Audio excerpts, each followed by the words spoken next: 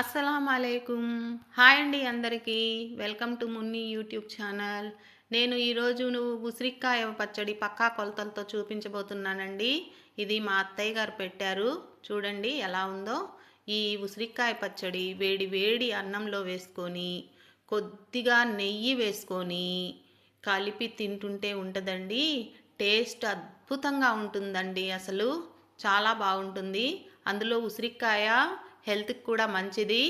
చూడండి కలిపి తింటుంటే ఎంత బాగుంటుందో. ఈ కాయలు మా చెట్టు కాయలండి. 4 కేజీల కాయలు తీసుకున్నాము. ఇవి కడిగి ఆరబెట్టిన కాయలు. ఇందులోకి 2 కేజీలు శనగ నూనె పడుతుంది. అందులో కొంత ఆయిల్ ఇందులో కడాయిలో వేసుకొని ఉసిరికాయలు అందులో దూరగా వేయించుకోవాలండి. ఇవి ఎక్కువ ఫ్రై అవ్వకూడదు, అలాగని పచ్చిగా కూడా ఉండకూడదండి. ఈ మొత్తం ఉసిరికాయలు ఈ ఆయిల్లో ఫ్రై చేసి పక్కన పెట్టుకోవాలి. తర్వాత ఇందులోకి 400 గ్రాములు చింతపండు అండి. అందులో కొద్దిగా 1 గ్లాసు నీళ్లు పోసి బాగా ఉడికించుకోవాలి. చూడండి ఇలాగా. ఇది నీళ్లు మొత్తము ఇంకిపోయి ఇది గుజ్జుగా తయారవుతుందండి. బాగా దగ్గరికి అయిపోవాలి. నేను మీకు వీడియోలో చూపిస్తాను చూడండి. ఇలాగా దగ్గరికి అయిపోవాలి. ఇది పక్కన చల్లారబెట్టుకొని వేయించుకున్న ఉసిరికాయల్లో కొద్దిగా పసుపు, 1/2 కిలో సాల్ట్ అండి. 1/2 కిలో సాల్ట్ వేసి బాగా కలపాలి. చూడండి ఇలాగా. ఇందులోనే 1/2 కిలో ఆవపిండి, అందులో కొద్దిగా మెంతి పొడి వేసి కలుపుకోవాలి.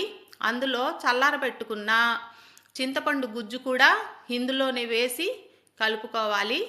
చూస్తున్నారు కదా. తర్వాత మనము ఫ్రై చేసి పెట్టుకున్నాం కదండి ఆయిల్, ఉసిరికాయలు ఫ్రై చేసిన ఆయిల్, ఆ ఆయిల్ కూడా ఇందులో వేసేసేయాలి. చూడండి ఇలాగా వేసి కలపాలండి. ఇది కలిపిన తరువాత ఇందులోనే 1/2 కిలో కారం అండి. కారం వేసి బాగా కలపాలి. ఇదిగోండి ఇలాగా. తర్వాత 2 కేజీల ఆయిల్లో మిగిలిన ఆయిల్లో తిరగమాత పెట్టేసేయాలండి.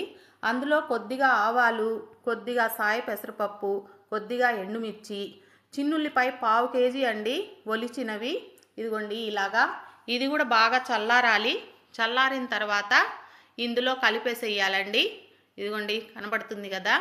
ఇందులో కలిపి 2 రోజులు ఇందులోనే ఉంచాలండి, మధ్య మధ్యలో కలుపుకుంటూ.